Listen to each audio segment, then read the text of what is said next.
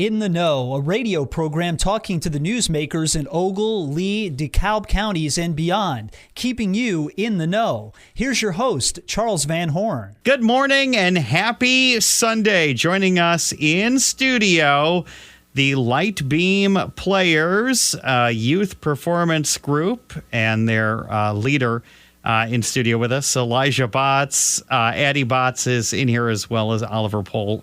Good morning. Hello, thank you for having us. So, big event coming up for you guys. You've been in here before, Elijah, talking about these youth-led, youth-driven theatrical performances you've done. Yeah. And this is taking it to the next level, and we'll talk about the fact you've put together a full-length musical, which already blows my mind. But first, a little bit about yourself, Elijah, where you're from, how old you are, and how'd you get started on all this? Yeah, so my name is Elijah Botts. I'm a 17-year-old high school senior. I'm from Cortland, Illinois, and Light Beam Players started back in July of 2020 when everything was shut down. I was 11 years old, and I wanted a way to connect with people still doing theater, so we started as an online theater company locally, and we did a couple small shows over Zoom, which I do not recommend doing theater over Zoom. It was really hard. But eventually in 2023 we started with our first in-person production. We did a production of February on Trial from Plays Magazine, but then eventually I started writing scripts for the Light Beam show since I really love playwriting and all of that. And slowly we've gotten to a point where we are able to do a full 2-act show, because for a while we've been doing 1-act shows with varying lengths. We've never done a show with a proper 2-act structure, and this is our first one with full length 2 acts, and I'm really excited. In studio with us as well is Addie Botts. You're Elijah's sister. Where do you go to school at? What's your story? Well, I'm actually a homeschooler, same as Elijah. Yes, I am homeschooled.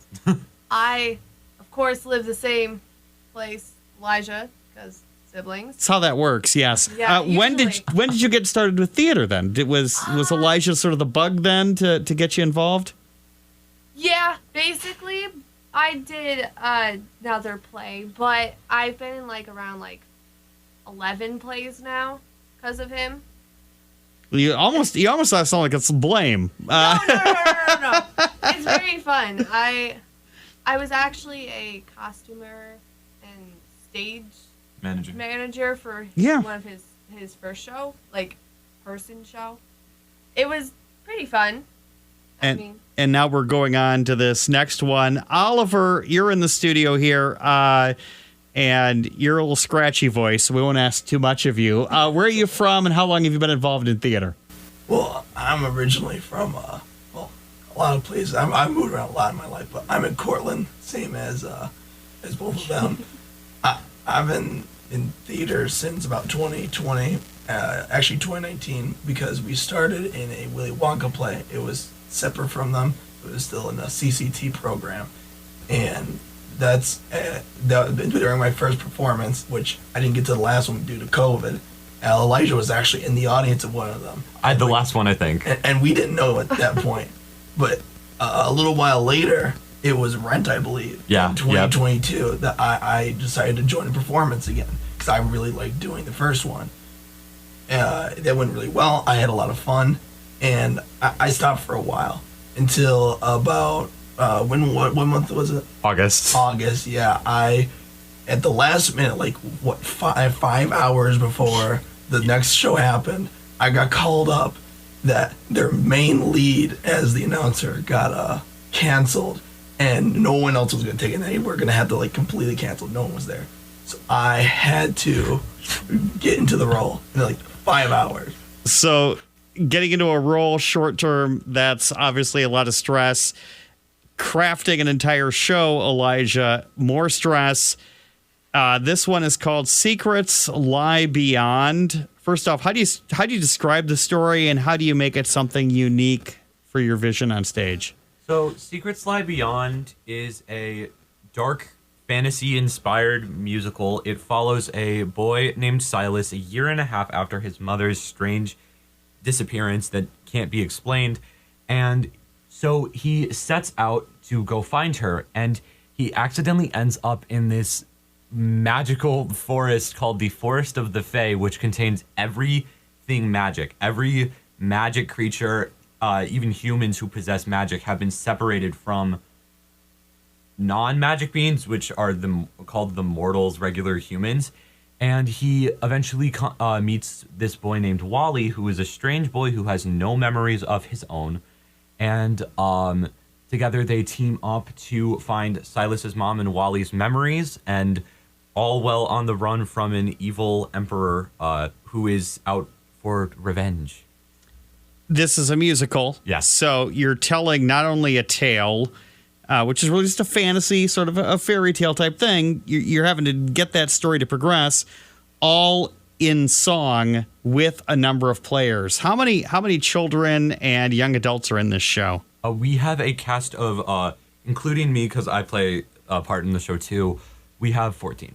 So 14 individuals on stage. It's a musical. How many songs did you put together for this? 27, but there were some that didn't end up making the final cut too. So I got to wait for the double bonus CD in the future then? The deluxe album. Yeah. The deluxe album. That is a lot of work. Now, when it comes to the songwriting, did you just sit at a piano and peck away? How did you sort of craft the music? I actually, I write my songs on ukulele. Yeah. And then I have a couple different programs I use to build like the instrumental tracks from a set of like preset like loops to get like guitars or piano chords. I have a couple different apps I use to get the loops for that. So yeah. I wouldn't call myself a composer. I would call myself a songwriter because I use tools I have at my availability to get the help create the backing tracks. But I've written 100% of the songs for them, and then I use a couple different programs to create the backing tracks for that, and then get that ready for. And so the kids have had to learn these songs because this is the debut of this musical. Yeah. So it isn't like the kids found these on a streaming service and went, oh boy, I want to be in that show. This is sort of from the ground up. When you do this, do you sort of get that sense of this must be what like Broadway is like with being frazzled and just there's got to be moments of panic. There's moments of joy. What must it be like to be halfway through? Because I mean, you guys debut this the end of this week, so you guys are, committed to a lot of stuff here. How nervous are you? I honestly think this is my favorite show. I've done, I think, close with every scale production. I think I've done over 30 at this point. In general, I think this is my favorite production I've ever done. It's been such a amazing experience. I think one of the really awesome things with this show is just because I've written like around 11 shows now with Lightbeam, and then I also do stuff at the Rochelle Library. So I've written around 11 now, and this is my favorite one I've written. But it's also just so cool to see how into it the kids are. Yeah. I think I have like 3 kids in the cast who are writing fan fiction about the show we're doing, and it's just so cool to like have them be so into this. That's the introduction to theater geekdom. Just to let you know, that's how that starts. You are certainly planting the seeds to these kids becoming absolutely wonderful theater people, because that's the origin of it. It happens when you're young. Now, Addie, you said you did some costumer work, things like that. What are you doing in this show? I'm actually in the show. I have a pretty important part, I guess. Yeah. It's the biggish part, but it's very fun and stuff. I mean, And when you're performing and you know that this is something that's fallen out of your brother's head, there's got to be moments when you're just like, this. Not only is it fun, but it's got to be sort of, I guess, relieving that you know that this has never been done before. So however you interpret the words and the like, it's your sort of creation. Yeah, I mean, we'll be the first ones to do it, which is very exciting because it's never been heard before. So it's kind of fun. How would you describe the music in this show? Is it like a rock? Is it pop? Is it a country feel? I would say it's a mix of genres. I would say it mixes musical theater, folk. It mixes traditional musical theater, folk, dance pop, synth pop, and something else. And a little bit of pop rock. Yeah, I mean, because again, it's contemporary. Yeah. So this isn't a pastiche of, The King and I or things like that. You are doing a youth-oriented musical. Yeah. So you're going to be targeting songs that kids will want to sing along with. What do you think is the takeaway? Like, if for some reason this turned into an album and they made a single out of it, what is your One Night in Bangkok? What is your song that is going to pop out of this soundtrack that would be the one that stands on its own outside of the musical that could just be something people would just listen to? Okay, I have like four that I think I could be really good contenders for that. One of the Emperor's villain numbers is a really very dancey song called Dance with the Devil.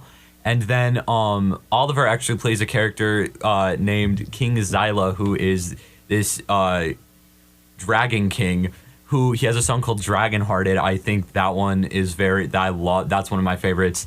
And then there are these two characters called the Moonlight Twins, who basically think like horror movie twins turned up to 100. Oh, so and also sacrificial in a sense. They're very entertaining characters. They have a song called To the Stars and Back, which is very dancey, very, very chaotic. I love that one. And then I would also say that, I don't know. I think those are my three that really stand out, I would say.